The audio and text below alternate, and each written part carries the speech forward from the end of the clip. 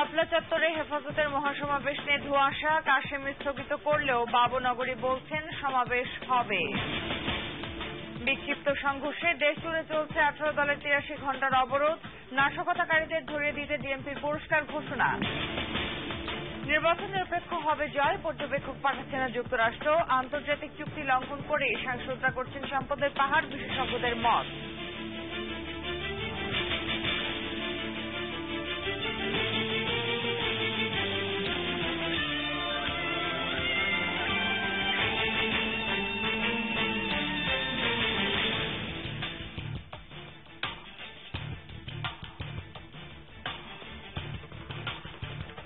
আসসালামু আলাইকুম, পারভিন মিতু আমন্ত্রণ জানাচ্ছি রাতের 21 সংবাদে। রাজধানীর শাপলা চত্বরে মঙ্গলবারের মহাসমাবেশ স্থগিত করেছে হেফাজতে ইসলাম। তবে চট্টগ্রামের হাটহাজারীতে সংগঠনের মহাসচিব জুনায়েদ বাবুনগরী জানিয়েছেন সমাবেশ হবেই। এদিকে সোমবার সকালে হাটহাজারী থেকে সংগঠনের আমির শাহ আহমেদ শফি ঢাকার উদ্দেশ্যে রওনা দিলেও পুলিশি বাধায় পড়েন। সমাবেশে বাধা দেওয়ার প্রতিবাদে ব্রাহ্মণবাড়িয়ায় বিক্ষোভ মিছিল ও সমাবেশ করেছে হেফাজতের নেতাকর্মীরা। নয়ন বড়ুয়া জয় ও নুরুন্নবীর সহায়তায় রিপোর্ট করছেন রত্নজামান। 24 ডিসেম্বর শাপলা চত্বরের নির্ধারিত মহাসমাবেশ স্থগিত করা না করা নিয়ে হেফাজতের মধ্যে দেখা দিয়েছে মতবিরোধ। সংগঠনটির কেন্দ্রীয় নায়েবে আমির ও ঢাকা মহানগরের আহ্বায়ক নূর হোসেন কাশেমি ঢাকায় সংবাদ ব্রিফিংয়ে সব প্রস্তুতি থাকা সত্ত্বেও সরকারের বাধার কারণে সমাবেশ স্থগিতের ঘোষণা দেন। আমরা শান্তিপূর্ণভাবে সমাবেশ করতে চেয়েছিলাম, সে শান্তিপূর্ণ সমাবেশে বাধা আসার কারণে আমরা স্পষ্ট ভাষা বলতে চাই, আমরা আগামীকালের সমাবেশ সরকারের বাধার কারণে আমরা করতে পারতেছি না। তবে সংগঠনের মহাসচিব জুনায়েদ বাবুনগরী জানিয়েছেন বাধা দিয়ে সমাবেশ বন্ধ করা যাবে না। কেন্দ্রীয় নেতারা অংশ নিতে না পারলেও সমাবেশ হওয়ার ঘোষণা দেন তিনি। আমাদেরকে বাধা দেওয়া হয়েছে, যেতে দেয়া নাই। আমাদের কথা হলো আমরা যেতে না পারলেও ওখানে ঢাকার মহানগরওয়ালারা এই সমাবেশ চালিয়ে যাবে। আর যদি সেখানেও বাধা দেয় তাহলে আমরা কঠোর কর্মসূচি ঘোষণা করবো ইনশাআল্লাহ। এর আগে সকালে চট্টগ্রামের হাটহাজারী থেকে ঢাকার উদ্দেশ্যে রওনা দেন সংগঠনের আমির শাহ আহমদ শফি। তবে পুলিশের বাধায় তারা আসতে না পারায় বিভিন্ন সড়কে এবং মাদ্রাসার সামনে বিক্ষোভ করেন নেতাকর্মীরা। এদিকে পুলিশ জানায় নিরাপত্তার স্বার্থে তাদেরকে ঢাকায় না যাওয়ার অনুরোধ করা হয়েছে। ঢাকায় যাতে কোনো ধরনের গোলযোগ তৈরি না হয় সে কারণে আমরা হুজুরকে অনুরোধ করেছি উনি যাতে ঢাকা যাওয়াটাই স্থগিত করেন। দুই নেতার দুই ধরনের বক্তব্যের পর আদৌ মঙ্গলবার শাপলা চত্বরে সমাবেশ হচ্ছে কিনা তা নিয়ে ধোঁয়াশা রয়ে গেল বলেই মন্তব্য নেতাকর্মীদের। রত্নজামান, 21 টেলিভিশন। নির্বাচনী তফসিল বাতিলের দাবিতে 18 দলের ডাকা 83 ঘণ্টার অবরোধ চলছে। অবরোধে দেশের বিভিন্ন জায়গায় মিছিল, অগ্নিসংযোগের ঘটনা ঘটেছে। গাজীপুর, ঝিনাইদহে 5 পুলিশ সহ আহত হয়েছে অন্তত 20 জন, আটক হয়েছে প্রায় 100। এদিকে নোয়াখালী, চট্টগ্রাম ও বগুড়ার শাহজাহানপুরে নেতাকর্মী গ্রেফতারের প্রতিবাদে পালিত হয়েছে 18 দলের ডাকা সকাল সন্ধ্যা হরতাল। প্রতিনিধিদের সহায়তায় আফসানা নীলার রিপোর্ট। গাজীপুরের কালিয়াকৈরে ঢাকা টাঙ্গাইল বাইপাস সড়কে বিএনপি কর্মীদের মিছিলে পুলিশ বাধা দিলে ধাওয়া পাল্টা ধাওয়া হয়। পরিস্থিতি নিয়ন্ত্রণে পুলিশ রাবার বুলেট ছোড়ে। এ সময় পৌর বিএনপি সভাপতি হুমায়ুন কবির খান সহ 5 জন আহত হয়। ঝিনাইদহের শৈলকুপায় বিএনপি নেতাকর্মীদের সাথে পুলিশের সংঘর্ষে পুলিশ সহ 15 জন আহত হয়। নোয়াখালীতে বিআরটিসির একটি বাসে হামলা চালালে পুলিশের সাথে পিকেটারদের ধাওয়া পাল্টা ধাওয়া হয়। পুলিশ রাবার বুলেট ও টিয়ার সেল নিক্ষেপ করে। এ সময় আটক করা হয় 5 জনকে।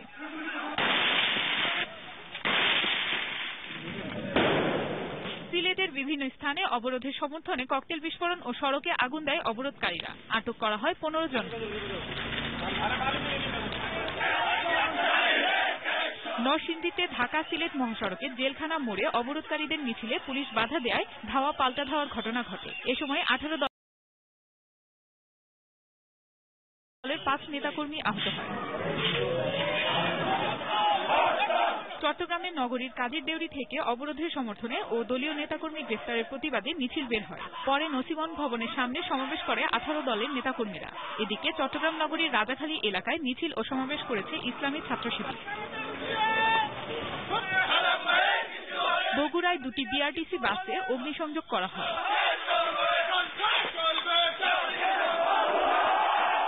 অবরোধের সমর্থনে রাজশাহীর কাদিরগঞ্জ এলাকা থেকে বেশ কয়েকটি মিছিল বের করে 18 দলের নেতাকর্মীরা।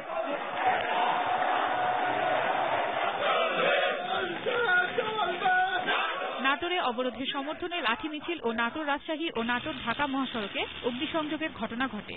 এ সময় আটক করা হয় 3 জনকে। বাগেরহাটের খুলনা মংলা মহাসড়কে একটি ধান বোঝাই ট্রাকে আগুন দিয়েছে অবরোধকারীরা। ময়মনসিংহে অবরোধ সমর্থক ও পুলিশের মধ্যে ধাওয়া পাল্টা ধাওয়ার ঘটনা ঘটে। এ সময় আহত হয় 10 জন। এছাড়াও দেশের বিভিন্ন জেলায় যানবাহনে আগুন ও বিক্ষোভ মিছিল করে অবরোধ সমর্থকরা। Desk report, 21 television.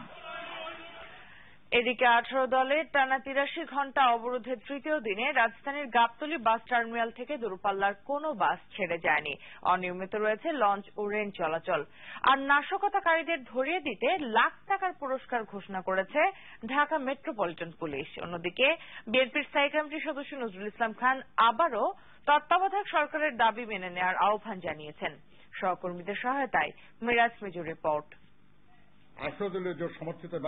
গুলশানে চেয়ারপারসনের কার্যালয়ে সংবাদ সম্মেলনে বিএনপির স্থায়ী কমিটির সদস্য নজরুল ইসলাম খান জনগণের দাবি মেনে নিয়ে তত্ত্বাবধায়ক সরকারের অধীনে নির্বাচন দেওয়ার দাবি জানান।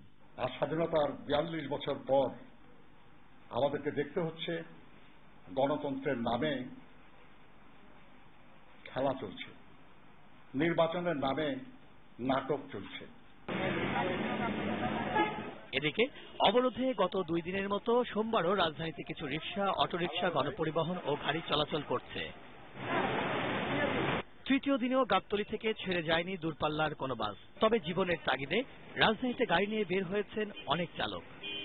বয়ে থাকলে বাড়ির সংসার রাখিছে, বাড়িওয়ালা ঘরওয়ালা লেগে চাপ দেয়। হরতালের কারণে গাড়ির ব্যবসা হয় না, তো জীবনে ঝুঁকি নিয়ে গাড়ি বেড়েছে, যাত্রী কম।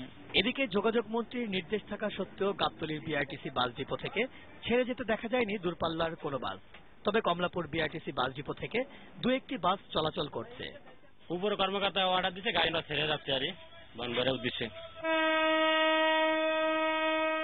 অবরোধে নিয়মিত শিডিউল বিপর্যয়ের মধ্য দিয়েই চলছে রেল যোগাযোগ। উদ্বেগ আর উৎকণ্ঠায় সময় পার করছেন যাত্রীরা।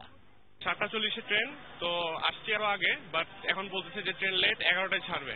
যখন গাড়ি না আসছে তখন তো ওয়েট করতেই হবে। অ্যাডভান্স অ্যালার্ট যাচ্ছে আমাদের, যে শাটেল যাচ্ছে, শাটেল গিয়ে চেক করে আসে, সবাই যাওয়ার পরে ট্রেনটা ছাড়ছে। আমরা ট্রেন 100% করা দিচ্ছি, এর দ্বারা যেন কোনো অসুবিধা নেই, এতে যাত্রী নিরাপদ থাকে। অনিয়মিত লঞ্চ চলাচলে দুর্ভোগে পড়েছেন যাত্রীরা, আর ব্যবসায়িক ক্ষতির মুখে মালিক পক্ষ। তো লোকজন না হলেও জাহাজ মালিকরা চালা রাখতে হয় প্যাসেঞ্জারের সুবিধার্থে। আমাদের এই সময় তো কিছু কম বেশ লস হবেই। 2 দল একত্র হয়ে যেন একটা সমঝোতা হয়। আমরা চাই যে আমরা তো করি না, আমরা চাকরি করি, ভাত খাই, কিন্তু তারপর আমরা চাই দেশে শান্তি, আমাদের যেন কোনো সমস্যা না হয়। সকালে সূত্রাপুর ও হাতিরপুল বাজারের সামনে থেকে অবরোধের সমর্থনে মিছিল বের করে বিএনপি নেতাকর্মীরা। রাজধানীতে অগ্নিসংযোগ ও ভাঙচুরের সময় কোনো অপরাধীকে গ্রেপ্তারে সহায়তা করলে 1 লাখ টাকা এবং হাতবোমা ও পেট্রোল বোমা নিক্ষেপের সময় হাতে নাতে ধরিয়ে দিতে পারলে 25,000 টাকা পুরস্কার ঘোষণা করেছে পুলিশ। মিরাজ মিজু, 21 টেলিভিশন, ঢাকা। আসন্ন 10ম জাতীয় সংসদ নির্বাচন নিরপেক্ষ হবে এবং জনগণ সেই নির্বাচনে ভোট দেবে বলে আশা প্রকাশ করেছেন প্রধানমন্ত্রীর পুত্র সজীব ওয়াজেদ জয়। যুক্তরাষ্ট্র থেকে সোমবার রাত 7:30টায় হযরত শাহজালাল আন্তর্জাতিক বিমানবন্দরে নেমে সাংবাদিকদের প্রশ্নের জবাবে তিনি এই আশাবাদ ব্যক্ত করেন। এ সময় 10ম সংসদের মেয়াদ 5 বছর হবে বলেও জানান তিনি। জয় বলেন, প্রধান বিরোধী দল নির্বাচনে নেই বলেই পর্যবেক্ষকরা আসছে না। পাকিস্তান সংসদে কাদের মোল্লার ফাঁসির নিন্দা প্রস্তাবের প্রতিবাদে বিরোধী দল কোনো মন্তব্য করেনি উল্লেখ করে ক্ষোভ প্রকাশ করেন জয়।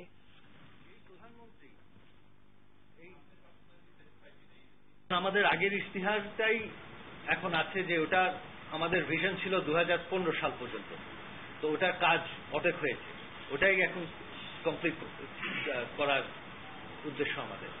আমাদের কোনো পলিসি চেঞ্জ হচ্ছে না।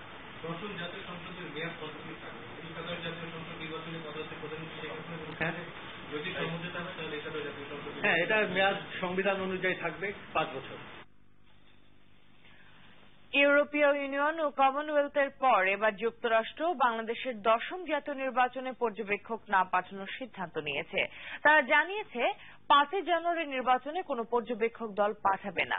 দেশটির পররাষ্ট্র মন্ত্রণালয়ের মুখপাত্র জেন সাকির এক বিবৃতিতে সোমবার এ কথা জানানো হয়। এতে বলা হয়, এই নির্বাচনে অর্ধেকেরও বেশি আসন প্রতিদ্বন্দ্বীহীন হওয়ায় যুক্তরাষ্ট্র হতাশ। একই সঙ্গে বিবৃতিতে বলা হয়, নির্বাচন নিয়ে বাংলাদেশের প্রধান রাজনৈতিক দলগুলো এখনো সমঝোতায় পৌঁছাতে পারেনি। সংলাপ অব্যাহত রাখতে এবং বাংলাদেশের মানুষের স্বার্থে যথোপযোগী সমাধান খুঁজে বের করার আহ্বান জানায় মার্কিন যুক্তরাষ্ট্র। প্রার্থীদের হলফনামা জনসমক্ষে প্রকাশ করা নিয়ে আওয়ামী লীগের আপত্তির কারণে আইন খতিয়ে দেখছে নির্বাচন কমিশন। প্রধান নির্বাচন কমিশনার কাজী রকিবউদ্দিন আহমেদ এক ব্রিফিংয়ে এই কথা জানান। এদিকে 10ম জাতীয় সংসদ নির্বাচনকে সামনে রেখে আগামী 27 ডিসেম্বরের মধ্যে সব ধরনের বৈধ অস্ত্র জমা দেওয়ার নির্দেশ দিয়েছে স্বরাষ্ট্র মন্ত্রণালয়। সোমবার বিকেলে এক প্রেস বিজ্ঞপ্তিতে এ তথ্য জানান মন্ত্রণালয়। এদিকে সন্ধ্যায় প্রধান নির্বাচন কমিশনার বলেন, হলফনামা প্রকাশের বিষয়ে যেসব আইন আছে তা খতিয়ে দেখা হচ্ছে।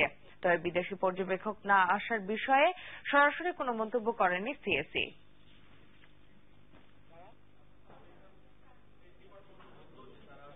এটা তো নতুন কিছু নয়, এটা আগে থেকেই হয়ে আসছে।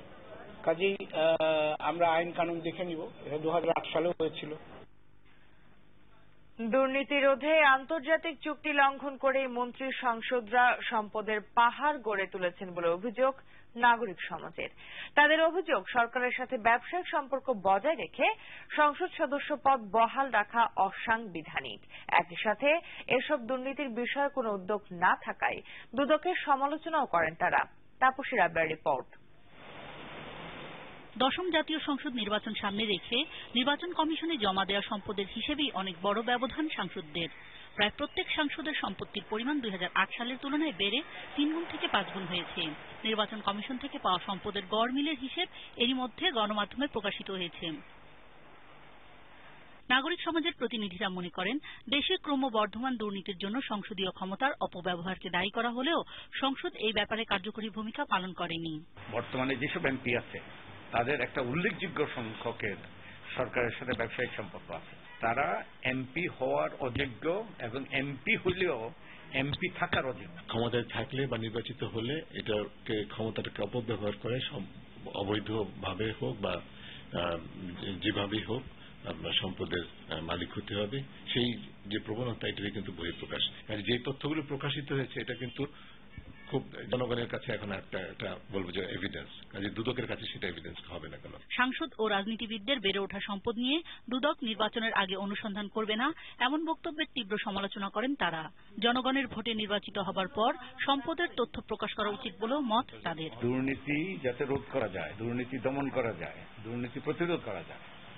এখন তারা যদি কোনোটা এ ব্যাপারে কোনো ভূমিকা যদি পালন না করে, তাহলে তো তাদের রাখার কোনো যৌক্তিকতাই নেই। যে আন্তর্জাতিকভাবে আমরা চুক্তিবদ্ধ দুর্নীতি দূর করার জন্য। দুদকের মধ্যে নেতৃত্বের গুণাবলীর ঘাটতি, দুদকের মধ্যে সাহসের ঘাটতি, দুদকের মধ্যে পেশাদারিত্বের ঘাটতি, যে কারণে কিন্তু এই জিনিসগুলোর থেকে অনেক সময়, যেমন এই ঘটনা যেটা ঘটেছে, এটা একমাত্র সরকারের বি টিমের ভূমিকা। স্বাধীন প্রতিষ্ঠান হিসেবে দুদকের কর্তব্যে অবহেলাকেও এই দুর্নীতির জন্য দায়ী করেন তারা।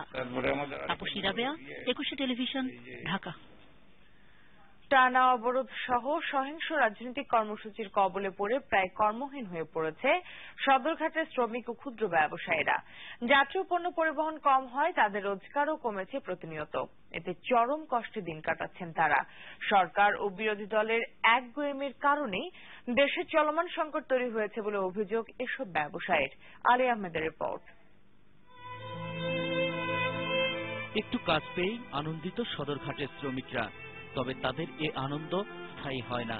সারাদিনের বেশিরভাগ সময় অলস কাটাতে হয়। ব্যবসা নাই, বাণিজ্য নাই, একদমে কিনলে আর একদমে বেঁচে কিনাই, পুরো কাম হয়। হয়তো 3 বেলার জায়গায় 2 বেলা খাইতে পারতেছে। এই সময় ধরুন আসলে খারাপ, মালামাল কম আসছে, এই জন্য ইনকাম কম, মাল কম। অবসর কার না ভালো লাগে, কিন্তু প্রতিদিনের রোজগারে যাদের সংসার চলে